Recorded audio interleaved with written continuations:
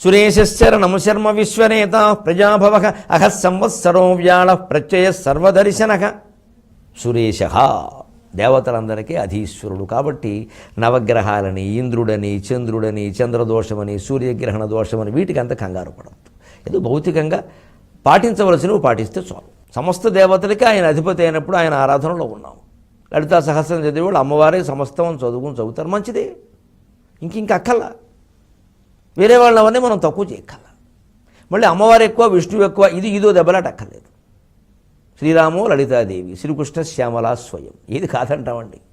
అసలు తత్వం అర్థం కాక శరణం, ఆర్తి శరణం, ఆర్తులైన వాళ్ళకి ఎంతమందికి శరణిచ్చాడండి. దానికి శంకరాచార్య స్తోత్రం ఒకటి ఉంది, నారాయణ అష్టాదశ శ్లోకి అని ఒకటి ఉంది. 18 శ్లోకాలు శ్రీమన్నారాయణమూర్తి మీద రచించారు. అందులో ఆ చివరి శ్లోకంలో అంటారు ఆయన, భగవంతుడు శ్రీమన్నారాయణమూర్తి ఆర్తుల్ని కాపాడతాడు అనడానికి 6 ఉదాహరణలు ఉన్నాయని ప్రత్యక్షంగా చెప్పారు. ఏదో ఒకటి ఉండాలిగా మరి లెక్క. ఏదో మామూలుగా ఏదో స్థూలంగా అలా కాపాడతాడంటే అలాగే పక్కాగా. ప్రహ్లాదశ్చ విభీషణశ్చ గజరాట్ పాంచాల్య అహల్య ధ్రువ అన్నారు.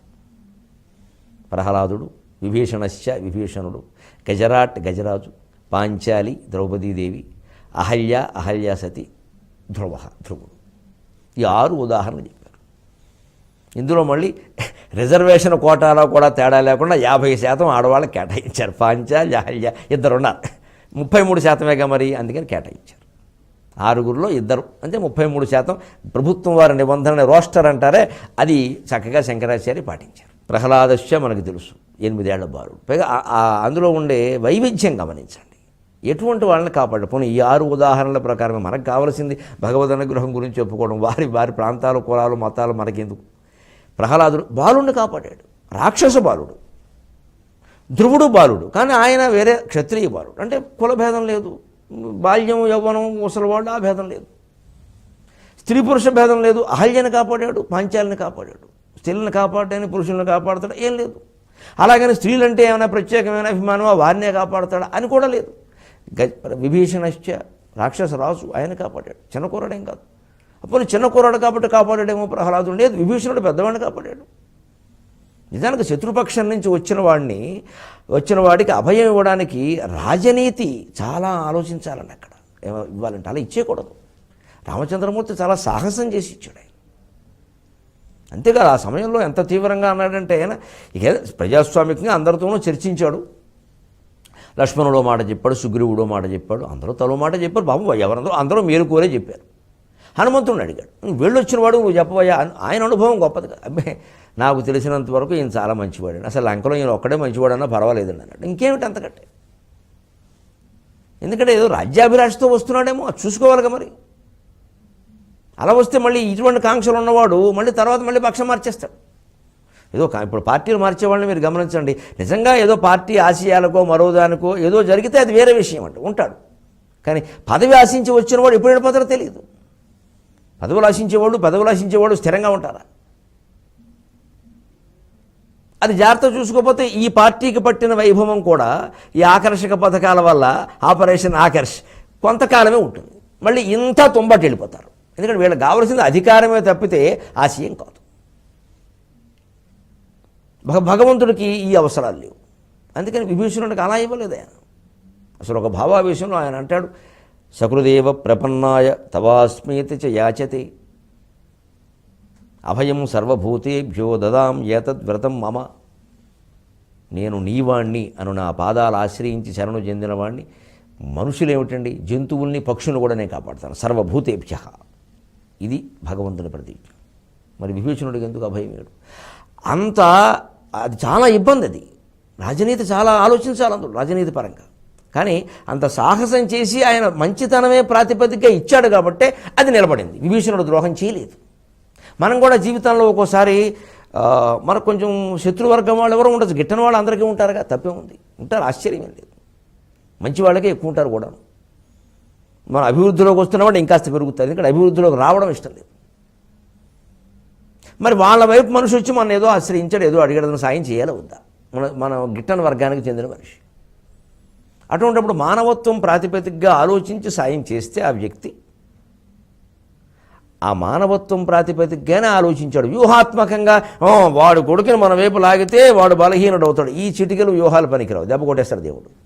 నీ చిత్తశుద్ధి లేదు ఇక్కడ. వాడి వర్గాన్ని దెబ్బ కొట్టడం కోసం వాళ్ళ అబ్బాయిని లాగుతున్నావు ఇక్కడికి, తప్పది. అలా వాళ్ళ అబ్బాయి ఒకవేళ మాయలో పడి వచ్చినా, ఏమయ్యా నువ్వు మీ నాన్నగారిని ద్వేషించావు, రేపొద్దు నన్ను ద్వేషించమని వెళ్ళిపోని చెప్పాలి. ఒకవేళ తప్పనిసరి రాజనీతి వ్యూహంలో భాగంగా అవకాశం ఇచ్చినా ఇద్దరిని పెట్టాలి నెగ, జైవిజ్యులాగా పొడి చేయని తేడా వస్తుంది ఖచ్చితంగా. వాడు అధికారం కోసమో పదవి కోసమో కన్న తండ్రిని ద్వేషించిన వాడు మన ద్వేషించడు. అదే అతనిలో మంచితనం ఉంది, ధర్మం ఉంది. ఎందుకంటే విభీషణుడు అందుకోసం చేయాలి, రాజ్యం కోసం చేశాడని విభీషణుడు అనే అవకాశం లేదు వాల్మీకి రామాయణం ప్రకారం. ఎందుకంటే ఆ రాజ్యం, ఆ యుద్ధాలు, ఆ గొడవలు ఏమీ లేనప్పుడు, ఇంకా హనుమంతుడు సుందరకాండలో సీతాదేవిని దర్శించకముందే విభీషణుడు చాలాసార్లు చెప్పాడు, చాలా తప్పు చేశావు అన్నయ్య, చాలా తప్పు చేశావు, వదిలేసి. ఆయన భార్య సరమ, ఆయన బంధువు త్రిజట అందరూ చెప్పారు. ఎవరికి చెప్పగలిగిన వాళ్ళకి వాళ్ళు చెప్పారు. అంత మంచితనం ఉంది. హనుమంతుడు ఆ విషయం గ్రహించి చెప్పాడు. అంతేగాని రాజ్యం కోసం చేయాలి. తర్వాత సరే ఎలాగో ఆ రాజ్యం ఈయనకు అక్కర్లేదు, అక్కడ ఉన్నవాడు తమ్ముడు రావణాసురుడు కొడుకులు ఎవరు బతికి లేరు, ఆయనకి ఇవ్వకపోతే ఎవరికి ఇస్తారు? రాముడికి ఏదైనా అందులో స్వార్థం ఉంటే ఆయన లాగేసేవాడు. ఈ ఆలోచన రామచంద్రమూర్తిగా ఇక మానవత్వం ప్రధానం అనిపించింది ఆయనకి. అందుకే చూడండి, ఆయన ఆ మానవత్వంతో చేసిన పని ఫలించింది తప్పితే దెబ్బతిన్నా. మనమైనా జీవితంలో మన గిట్టని వాళ్లకు, శత్రువర్గమే అనుకుందాం, పోని వ్యతిరేకులు, వారి తరఫున ఎవరికైనా అభయం ఇవ్వాలి, ఏదో ఆసుపత్రుల్లో ఉన్నారో సాయం చేయాలంటే మానవత్వం ప్రాతిపదికగా ఆలోచిస్తే, వ్యూహాత్మకంగా కాకుండా, రాజకీయాల జోలికి పోకుండా మానవత్వం ప్రాతిపదికగా ఆలోచిస్తే, ఒకవేళ వాడు మన నుంచి సాయం పొందినవాడు ఏదైనా తేడా చేద్దామని ఆలోచించినా వెంటనే భగవంతుడు వాడిని ముట్టుకేసేస్తాడు. ఈ వేషం వేస్తున్నావు, అన్నం పెట్టిన చేతిని కరుస్తున్నావు, సన్నాసి వేసేస్తాడు వెంటనే. ఆ ధైర్యంతో మనం ముందుకెళ్ళిపోవచ్చు. అలాగా జంతువులకి, రాక్షసులకి ప్రహ్లాదుడు, విభీషణుడు, అందులో బాలులకి ధ్రువుడు, స్త్రీలకి పాంచాలి, అహల్య. పాంచాలి ఏమో సొంత చెల్లెడు కాదు, సుభద్రలాగా అయినా కాపాడాడు. అహల్య మనశ్చాంచల్యానికి లోనైంది, పొరపాటు జరిగింది మానసికంగానేనా, అయినా కాపాడాడు. ఇదే పతిత పావన. సురేశరణం శర్మ విశ్వరేత ప్రజాభవక. శర్మ పరమ సుఖప్రదాత. శర్మ అంటే అర్థం అది పాండిత్యానికి కూడా చిన్న. నిజానికి ధర్మశాస్త్ర గ్రంథాల వల్లే సుఖం వస్తుంది. అందుకే బ్రాహ్మణులకి ఎప్పటికీ చాలామందికి శర్మ చేరుస్తారు, క్షత్రియులకి వర్మ చేరుస్తారు, వైశ్యులకి గుప్తా చేరుస్తారు. ఇంకా ధనం గుప్తంగా అట్టుపెట్టుకోవాలి. ఇతర కులవాచకాలు కూడా మీరు కాస్త భాష మూలాల్లోకి వెళ్ళి పరిశీలిస్తే వారు పూర్వం చేపట్టిన వృత్తికి సంబంధించినవి ఉంటాయి. కమ్మవారందరికీ నాయకుని అదే నాయని, నైని, నేని అయింది. అక్కినేని, తమ్మినేని అవన్నీ అంతే. ఎందుకంటే సేనానాయకులుగా పనిచేశారు వాళ్ళు. వెలమల్ని పద్మనాయకులు అంటారు, వాళ్ళు నాయకులుగా, సేనానాయకులుగా పనిచేశారు. అమ్మవారు వెలంవారు కూడా. తర్వాత కొంతమంది ప్రభువులు అయ్యారు. కాపులందరికీ ఆ పొలం కాపలా అనేది ఉంది ఖచ్చితంగా. అందుకని కాపు అనే పేరు ఉంటుంది. ఊరు పెద్ద కాపు అంటారు, పేరు పెట్టి మాట్లాడడం మా చిన్నతనంలో వెళ్ళ. ఆ కాపు ఈ కాపు అన్నమే అలాగే పిలిచేవారు. రెట్టి, రట్టడి, రట్టు అడి రట్టడి, బయట కూర్చుని తీర్పులు చెప్పడం మున్సబులు. పూర్వం మున్సబులందరూ రెడ్లు. అంటే ఈ కులవాచకాల్లో మీరు వేటిని గమనించినా ఆ వృత్తికి సంబంధించినవి ఉంటాయి. అలాగే బ్రాహ్మణ వృత్తికి ధర్మం ముఖ్యం. ధర్మం ద్వారానే సుఖం. అదే శర్మ. సర్వ శుభ సుఖప్రదాత. సుఖము శుభము రెండు. మనకు వచ్చిన సుఖాలన్నీ శుభాలు కావు, కానీ సుఖం కావాలి, శుభం కావాలి. అశుభమైతే సుఖం మనకు అక్కల. శాశ్వతంగా శుభం చేయాలి. మళ్ళీ ఇప్పుడు మేలు చేసి తర్వాత కీడు చేసేది కూడా మనకు అక్కల. అంచేత శర్మ సుఖప్రదాత. అంచేత బ్రాహ్మణుడు, బ్రహ్మజ్ఞానము అంటే సర్వలోకాలకి సుఖాన్ని కోరుకోవడమే బ్రాహ్మణుడు లక్షణం. అందుకే బ్రాహ్మణుడు క్షేమాన్ని మనం కోరుకుని గోబ్రాహ్మణేభ్య శుభమస్తు నిత్యం అంటాం. సురేశరణం శర్మ విశ్వరేతాక. విశ్వమునకు కారణమైన వాడు రేతస్సు, వీర్యం, తేజస్సు. మనిషి పుట్టడానికి ఎలాగైతే మనిషి వీర్యం కారణమైందో, విశ్వం పుట్టడానికి విశ్వరేతస్సు శ్రీ మహావిష్ణువే. దేవ పూర్వం అపసృష్ట్వా. దేవుడు నీటిని సృష్టించి అందులో తేజస్సును వదిలిపెట్టాడు. అదే విశ్వరేత. విశ్వానికి కారణమైన వాడు అంటే ఆ మూలమైనటువంటి సంకల్పం ఆయనలో ఉంది. ఆయనే సంకల్పించాడు. వేదం చెప్పింది. సో అకామయత సో సతపో అతప్యత. సో అకామయత సతపో అతప్యత బహుశ్యాం ప్రజాయేయేతి. అది కోరుకుంది, సంకల్పించింది. అది తీవ్రమైన తపస్సు చేసింది. ఆ బ్రహ్మ పదార్థం నేను అనేక విధాలుగా మారాలి. అదే సృష్టి. ఆ సంకల్పం వాళ్ళదే, దేవుడిదే. దేవుడే సంకల్పించి అనేక రకాల జీవులుగా మారాడు అని యోగ వాసిష్టం సహా ప్రధాన వేదాంత గ్రంథాలు చాలా స్పష్టంగానే చెప్పారు. అందుకే అన్ని జీవుల రూపంలో సుఖపడుతున్నాడో దుఃఖపడుతున్నాడో అది ఆయనే. అందుకని ఆయన ఆటను ఆయన ముగించుకుంటాడు. ఈ ఆట ముగించుడన్నాడు అని మనం అడిగితే చాలు, పద్యంలో మనం ప్రార్థిస్తే చాలు, ఆవిడ ముగించుకుంటుందా. ఈ అంత్యాక్షరికెన్నడే సెలవు నీవే ఓడినన్ గెలిచినన్ అని ఎప్పుడో అన్నాను అమ్మవారితో. ఈ అంత్యాక్షరికెన్నడే సెలవు నీవే ఓడినన్ గెలిచినన్. అమ్మ ఏదో అంత్యాక్షరి ఆటలాగా ఇది అవగానే అది అందుకోవడం, అది అవగానే అది అందుకోవడం, ఏమిటమ్మా ఈ కర్మకాండ, ఈ పనులు, ఈ బాధ్యతలు, ఈ బరువులు, ఈ బంధాలు. కొడుకు గురించి తాపత్రం ఇవ్వగానే మనవడు అవగానే మనవడికి పెళ్ళా, మళ్ళీ వాడికి పిల్లలా, ఏమిటిది?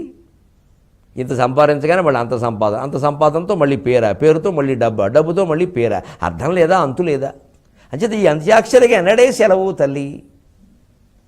అందుకని ఒక్క మాట మనకు ధైర్యంగా ఉండాలంటే నీవే ఓడినన్ గెలిచిడన్. అంత్యాక్షర ఆటలో మరి పాట ఆ అక్షరం ప్రకారం పద్యమో పాటో చెప్పలేకపోతే ఓడిపోతాం. మరి ఏదైనా ఈ బాధ్యతల్లో ఎంతవరకు చేయగలుగుతానోనమ్మా, నా వల్ల ఏమవుతుంది? అందుకని నువ్వే తల్లి ఓడినా గెలిచిన అంటే ఆవిడ ఖచ్చితంగా మన బాధ్యత తీసుకుంది. ఆవిడికి ఓటమి ఎందుకు ఉంటుందండి, గెలుపు ఉంటుంది, కానీ మనకుంటుంది ఓటమి, ఆవిడకి ఎందుకు ఉంటుంది? అంటే ఖచ్చితంగా గెలిపిస్తుంది తను నమ్ముకున్నవాడిని. నీకెందుకురా, నేను చూసుకుంటా, అలా బొమ్మలా ఉండమ్మా, నేను చూస్తాను, నీకెందుకు అంతే, అలా చూస్తూనే ఉంటుంది. అందులో లీనమై ప్రార్థన చేయగలిగితే ఆ అనుభూతులు మనకే కలుగుతాయండి. ఎవరు చెప్పక్కల్లా. దీనికి గురువు అనుభూతి, మనం అనుభూతి అక్కల్లా, మనకే కలుగుతాయి. ఆ విశ్వరేత కారణం ఆయనే, మూలం ఆయనే ఎన్ని జీవులుగా ఉన్నటువంటి నీ ఆటమ్మా నువ్వు ఎప్పుడు ముగించుకుంటే మాకే. ప్రజాభవక అకమాది ఆదిర్హి దేవానాం భూతానాం అంతయేవచ. ప్రజాభవ ప్రజల పుట్టుకకు కారణమైనవాడు, ఇంత భూత ఉత్పత్తికి కారణమైనవాడు. అహమాదిర్హి దేవానాం భూతానాం అంతయేవచ. దేవతలకి సమస్త భూతములకు కూడా ఆదిహి అహం, అంతయేవచ అహం. మొదలు నేనే, చివర నేనే. అంటే అన్నిటినీ మొట్టమొదట సంకల్పించింది, పుట్టించింది నేనే. అన్నిటినీ మళ్ళీ సంహార రూపంలో రుద్రున్నయి సంహారం చేసి ముడేసేసి, జడముడి వేసినట్టుగా ముడేసేసి లోపలికి దూషిస్తున్నది నేనే. ఎందుకంటే సంహారం అనే మాటకి జడముడి వేయడం అని అర్థం ఉందండి. వేణీ సంహార నాటకం ఉంది భట్టనారాయణుడిది. ఈ విడిగా ఉన్న కేశపాశాన్ని ముడివేయడం సంహారం. అయితే వేణీ సంహారం అంటే జుట్టు కోసేయడం కాదు, చంపేయడం కాదు. వేణీ సంహారం అన్నారు ఆ నాటకాన్ని, దుశ్శాసన సంహారం అల్ల. అందుకే ఆ నాటక ప్రక్రియ ఎలా ఉంటుంది? వేణీ సంహారం నాటకం చిత్రంగా మొదలవుతుంది. ఓ చమత్కారం చెబుతాను, సంతోషిస్తారు సాహిత్యవేత్తలు. చిత్రంగా మొదలవుతుంది. ఆ నాంది ప్రస్తావన అని ఉంటుంది. ఆ భీముడు పాత్ర ప్రవేశించారు. మరి అందులో భీముడే కథానాయకుడు కదా, దుశ్శాసన సంహారం జరగాలి. భీముడు రాకముందు ఆ సూత్రధారుడు, అతని భార్య నటి అంటారు. వాళ్ళు ఏదో ఆ కథ రచయిత వాటి గురించి మాట్లాడతారు. భట్టనారాయణ రాసిన వేణీ సంహారం ప్రదర్శిస్తున్నాం, అది ఇది నాంది వాక్యం చెబుతూ ఆయన ఇంకా ముగింపులో ఆయన అంటాడు, నాందిలో ఆ సూత్రధారుడు స్వస్థా భవంతి, అది కురురాజభృత కురురాజసుతా సభృత్యాక నందంతి పాండు తనయా సఖమాధవేన, నందంతి పాండు తనయా సఖమాధవేన స్వస్థా భవంతి కురురాజసుతా సభృత్యాక. పాండురాజు కుమారులు మాధవునితో సహా నందంతి ఆనందంగా ఉన్నారు. అంటే అప్పటికి ఆ కథ అంతా జరిగిపోయింది కాబట్టి, జరిగిపోయిన కథను ఒకసారి ప్రస్తావిస్తుంది. స్వస్థా భవంతి కురురాజసుతా సభృత్యాక అంటాడు. దుర్యోధను గౌరవరాజు సంతానం కూడా, ధృతరాష్ట్రుల సంతానం కూడా సభృత్యాక సేవకులతో సహా స్వస్థా భవంతి అన్నాడు. చిత్రం ఏంటంటే స్వస్థా భవంతి అంటే స్వర్గస్థులయ్యారని. నాటకం జరిగే కాలానికి భారతం ఎప్పుడో జరిగిపోయింది కదా. అందుకని ప్రస్తావనలో, నాంది ప్రస్తావనలో ఆ విషయం మాట్లాడుకుంటున్నారు సూత్రధారుడు నటి. స్వర్గంలో సుఖంగా ఉన్నారు. వెంటనే భీముడు పాత్రధారి, ప్రథమాంకంలో భీముడు వస్తాడు కోపంగా. ఎవరురా దుశ్శాసనుడు, ఎక్కడున్నాడు, ద్రౌపది కోసం నేనేమైనా చేస్తాను ఏదో అంటాడు వచ్చి. ఆయన బాధ్యత, ఆయన వెనకాల ఉన్నవాడు అప్పటికే ఆయనకి ఆ పాత్ర ఆవేశించింది. అంటే నటనలో ఉన్నవాడు ఎలా ఉండాలి అంటే, రంగు వేసుకున్నాడు అంటే పాత్ర ఆవేశించాలి. రంగు వేసుకున్నాడు శ్రీకృష్ణుడు పాత్ర అనగానే శ్రీకృష్ణ అవతారంలో గడిపోవాలి. ఇక మళ్ళీ తన జీవితం తన పాత్ర గుర్తుండకూడదు. అందుకే శ్రీకృష్ణుడు వేషం వేసి, రాముడు వేషం వేసి స్టేజీ వెనకాలకు వచ్చి కూడా చుట్టదాక్కూడదు. మేము చిన్నతనంలో భరించలేకపోయేవాడు. మేము అడిగేసేవాళ్ళం, మీరు రాముడు వేషం వేసి చుట్టకాలు వస్తారేమిటి అనేవాడు. నీకెందుకయ్యా అనేవాడు. మాకు బాధగా ఉండేది. నువ్వు కావాలంటే మేకప్ జరిగిపోయి లుంగి కట్టుకుని కలుచుకో, శ్రీరాముడు వేషం వేసి చుట్టకాల్చడం ఏంటండి, మాకు చాలా బాధగా ఉండేది. ఎందుకంటే ఆ భావన అటువంటిది. ఆ వేషం వేశారు అంటే ఆ పూనకం వచ్చినట్టు అది వచ్చేయాలి. కూచిపూడి వారి నాటకంలో నృసింహస్వామి వేషం వేస్తే అసలు అంత నిజంగా నృసింహస్వామి 3 రోజులు ఉపవాసం, దీక్ష, మంత్రజపం, మామూలాంటి వాళ్ళు మహానుభావులు. అసలు ఒక ఘట్టం ఏదో చెబుతారు, హిరణ్యకశిపుడు పాత్ర కొడుకు వేశాట, నృసింహస్వామి తండ్రిట, నిజంగా ఎనపగోడు పెట్టాట సహజత్వం కోసం, చిల్చిచేయడని వీడు దుంపదాగా చచ్చిపోయాడు కొడుకు. కుచిపూడి నాటకంలో చాలా విచిత్రమైన వృత్తం కింద చెబుతారు దాన్ని. నిజంగా చీల్చేశాడు, అంత ఆవేశంతో ఉంటారు. అలాగే భీముడు అరగ వెనకాల ఉండి స్వస్థా భవంతి కురురాజభృత సుత సభృత్యాహ, మొత్తం కురురాజు సూతులందరూ స్వస్థ అంటే ఆయనకేం వినపడింది, స్వస్థ అంటే ఇంకో అర్థం ఉంది, ఆరోగ్యంతో ఉన్నారు, స్వస్థత అంటారు. స్వస్థత అంటే ఆరోగ్యం, మరి స్వస్థత ఈ మధ్య అస్వస్థతగా ఉందంట. అందుకే వాళ్ళంతా బాగున్నారా, వాళ్ళు బాగుంటే నేను ఎందుకు ఇక్కడ అని వెంటనే ఆయన గద తీసుకుని వేదిక రంగస్థలం మీదకి వచ్చి దురాత్మన్ సైనూషాపశద కిం వదసి, దుర్మార్గుడా నువ్వేమో నటుడురా, ఏం మాట్లాడుతున్నావు, స్వస్థా భవంతి మయి జీవతి ధార్తరాష్ట్రాగా, నేను ఇక్కడ జీవించి ఉండగా కౌరవులు సుఖంగా ఎలా ఉంటా నేను చూస్తా అనగానే వీళ్ళిద్దరూ అయ్యో భీముడు అప్పుడే వచ్చేసాడు మనం వెళ్ళిపోదాం అని వెళ్ళిపోతారండి. ఇది పాత్ర ప్రవేశానికి భట్టనారాయణుడు పాటించిన పద్ధతి. ఎంత గొప్ప సాహిత్యం అండి మనకుంది. ఒక పాత్ర ప్రవేశించడానికి ఎంత హడావుడు అవసరమా, ఉత్కంఠ ప్రేక్షకులు ఒక్కసారి నవ్వుకోవాలి, భీముడు వచ్చేసాడు వీళ్ళు ఇంకా ఇలాగే ఉన్నారు, వీళ్ళు మాట్లాడేమిటో ఆయన మాట్లాడేమిటో, ఈ రెండింటికి మధ్య అనుసంధానం చేశారండి. ఇది బుద్ధి వికాసం అంటే. ఇలాంటి చదివితే విద్యార్థుల బుద్ధి వికసించి అద్భుతమైన నాటకాలు రాస్తారు, అద్భుతమైన నటులుగా వ్యవహరిస్తారు, నటిస్తారు. ఊరికే ఎంతసేపు చదువు కంఠస్థం చేయి కక్కు, పరీక్షల్లో మార్కులు వేస్తాం, నువ్వు పెద్ద ర్యాంకు, ఏమర్థమైంది వాడికి? అర్థం చేసుకునే విధానం ఇది. ఇది సంహార ప్రక్రియ. అందుకని 3 వేయడం మొత్తం అంతా లోపలికి గెంటేయాలి. విశ్వరేతాక ప్రజాభవక, ప్రజలను పుట్టించేదేనే, విశ్వరేతస్తో విశ్వాన్ని నిర్మించేదేనే, లోపల కలుపుకునేదేనే. కారణమైన వాడే తీసుకుంటాడు. కలమన నుంచే వస్తుంది, మళ్ళీ మనకి మెలకు రాగానే పోతుంది. ఒక్కోసారి మెలకు రాకుండా నిద్రలో ఉండగానే కల కూడా ముగిసిపోతుందిగా మనం చూస్తున్నాం. అంచేత ఆయన ముగించుకుంటాడు, మనం కంగారు పడక్కల. సురేశరణం శర్మ విశ్వరేతా ప్రజాభవక అహ సంవత్సరో వ్యాళ ప్రత్యయ సర్వదర్శన. అహహ అంటే పగలు, ప్రకాశస్వరూపుడు అని దీనికి అర్థం. పగలంటే ప్రకాశమే కదండి. రాత్రి ఎలాగో ఇంకొక భంగిమ, భగవంతుని యొక్క 2 భంగిమలు, ఒకటి రాత్రి ఒకటి పగలు. అందుకే అర్ధనారీశ్వరుడు. పార్వతీదేవి నల్లగా ఉంటుంది, శివుడు తెల్లగా ఉంటాడు. ఈయన అహహ, ఆవిడ రాత్రి, అహోరాత్రుడు. రాత్రి అయింది అంటే అమ్మవారు ఊళ్ళో ఉన్నాం, పగలైంది అంటే శివుడు ఊళ్ళో ఉన్నాం. అదే శ్రీ మహావిష్ణువు లక్ష్మీదేవి ఎర్రగా ఉంటుంది, మహావిష్ణువు నల్లగా ఉంటాడు. రాత్రి ఏంటంటే విష్ణువు ఊళ్ళో ఉన్నాం, పగలైందంటే లక్ష్మీదేవి ఊళ్ళో ఉన్నాం. ఈ నష్టం ఏమిటి? ఎక్కడుంటే ఏమిటి? అమ్మ అయ్యా కదా ఇద్దరును, తల్లిదండ్రుల మధ్యలో ఉంటే ఎక్కడున్నా ఒకటే, ఏ ఊరైనా ఒకటే. ఒక మహారణ్యంలో ఉన్నా సరే బిడ్డ తల్లి ఊళ్ళో ఉంటే నిశ్చింతగానే ఉంటాడు, నిద్రపోతూ ఉంటాడు. మనం ఎక్కడో చూశానంటే పాపం కూలి పని చేసుకునే వాళ్ళు వంగి ఆ చాలల్లో పనిచేస్తున్నారు, బిడ్డను ఎక్కడ కట్టుకోవాలో తెలియక వాడు పడుకుంటుంటే వీపు కట్టుకుంది. వీపు కట్టుకోవడం కాదండి, వీపు పడుకోబెట్టుకుందండి. వాడు అలా ఆ ఎండలో అలా పడుకున్నాడండి వీపు మీద. ఏం తల్లి ప్రేమ! పైగా విచిత్రం, కట్టుకోలేదు. కట్టుకుంటే ఏదో బిగించినట్టు అవుతుంది నిద్రపోవడం, నా తల్లి త్యాగం. అలా పడుకుంది అంతే. వాడు పడకుండా ఉండాలి, నిద్ర నుంచి లేవకుండా ఉండాలంటే ఈవిడ లేవకూడదు పైకి, అలాగే వంగి పనిచేస్తుందండి. నా బిడ్డకి మెలకు వచ్చే వరకు నేను వంగునే పనిచేస్తాను. ఏం ప్రేమ, ఏం ప్రేమ! కలియుగంలో కూడా ఇటువంటి దృశ్యాల పత్రికలు చూసి ఆశ్చర్యపోయిన ఏ మనుషులు ఉన్నారు ఈ ప్రపంచంలో. ఆ ఎండలో కూడా పడుకున్నాడు హాయిగా. మామూలుగా ఎండలో పడుకోబడితే తల్లి వీపు మీద వేసినాక ఎండ కూడా తెలియట్లే. అంత రక్షణ. అదే పగలు ఉన్నాం అమ్మవారి ఊళ్ళో ఉన్నాం, లక్ష్మీదేవి ఊళ్ళో, రాత్రి విష్ణువు ఊళ్ళో ఉన్నాం. పగలు శివుడు ఊళ్ళో ఉన్నాం, రాత్రి పార్వతీదేవి ఊళ్ళో ఉన్నాం. ప్రకాశ స్వరూపంలో ఉన్నాం, రాత్రి తిమిర స్వరూపంలో ఉన్నాం. తిమిర నుంచి మళ్ళీ బయటపడతాం. రాత్రి జరగాల్సిన కూడా రాత్రి అనేది లేకపోతే మనం పడుకుంటాం. రాత్రి అవసరం, రాత్రికి ఉంది. తమోగుణం అనకంటే తమోగుణం అవసరం ఉంది. సంవత్సరక కాలస్వరూపుడు. సంవత్సరమే కాలస్వరూపం ఎందుకు అవుతుంది? నెలలు వారాలు కావా? అవుతాయి. సూక్ష్మ విభాగాలు చేస్తే అవుతాయి. అసలు ఆ విభాగానికి అంతం లేదు, అందుకే కాలం అనంతం అన్నారు. కానీ సంవత్సరం ఎందుకంటే మనం ఎవరి వయస్సునని చెప్పేటప్పుడు 10 ఏళ్ళు, 20 ఏళ్ళు, 32 ఏళ్ళు, 42 ఏళ్ళు అంటాం. 42 వెళ్ళింది, 33 వచ్చింది, ఇలాగే చెబుతాం. కానీ ఎవరినైనా 50 ఏళ్ళు ఆయన పలకరిస్తే మీకు ఎన్ని ఏళ్ళు అని అడుగుతాం. కానీ అనుమానం ఉంటే మీకు ఎన్ని నెలలు, నెలలంటే ఎవరు చెప్తారు లెక్క. అది ఏడాది లోపు బిడ్డని ఎన్నో నెలలు వచ్చింది మీ అబ్బాయికి అంటాం. కడుపుతో ఉన్నామని కూడా ఎన్నో నెల అంటామని. ఏడాది మించి కడుపులో ఉండే అవకాశం లేదు కాబట్టి ఈ బిడ్డకు కూడా ఏడాది దాటాక, మొదటి పుట్టినరోజు చేశాక ఇంకా ఏళ్లలోనే లెక్క చెప్పాలి. మా వాడికి 2 సంవత్సరాల 3 నెలలు అని ఎవరు వయస్సు చెప్పరు. 2వ ఏడు వెళ్ళింది, 3వ ఏడు వచ్చింది, 3 నడుస్తుంది, 3 వెళ్ళిపోతుంది, 4 వస్తుంది, ఇలాగే ఏళ్లలోనే చెప్తారు. అందుకే సంవత్సరం కాలస్వరూపం. వ్యాళ గ్రహింపశక్యము కానివాడు. పాము అర్థం అండి వ్యాళకి.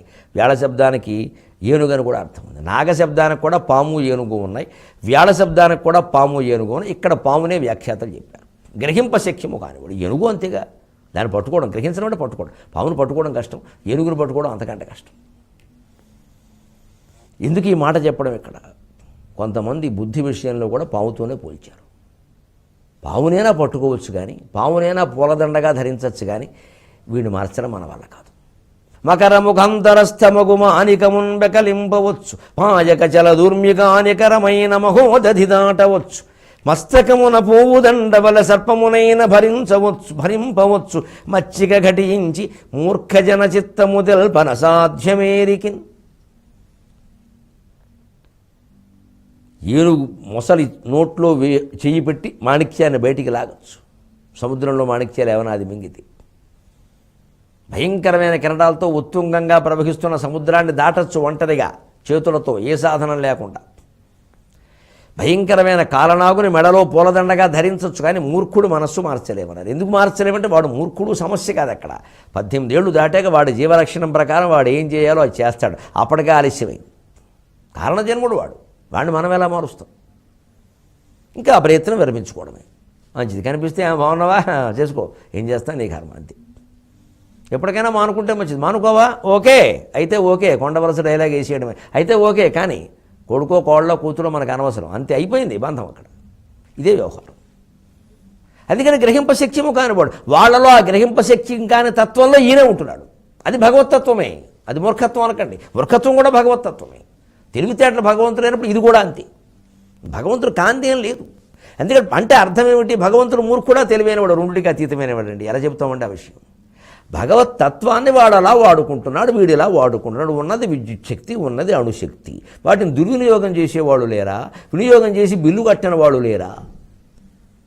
సద్వినియోగం చేస్తున్నవాళ్ళు లేరా? అంచేది భగవత్ శక్తిని నువ్వు ఎలా వాడుకుంటున్నావు అనడానికే 1000 నామాలు. భగవంతుడికైతే ఒక్క నామం కూడా ఉండడానికి వీల్లేదు. నామం రూపం పెట్టామంటే ఆయన దేవుడు కాడు అసలు. నామరూపాత్మకం జగత్.